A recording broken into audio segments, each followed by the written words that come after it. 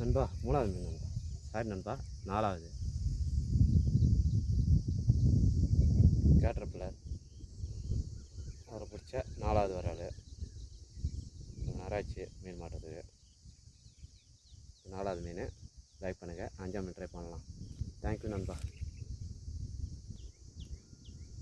பாய் நண்பா. 4வது மீன் இதில் தான் மாட்டுச்சு. 5ஆம் மீன் ட்ரை பண்ண போகிறேன் கேட்டர்பில்லரில். பார்க்கலாம் மாட்டுதானே. இதுதான் ட்ரை பண்ணலாம்.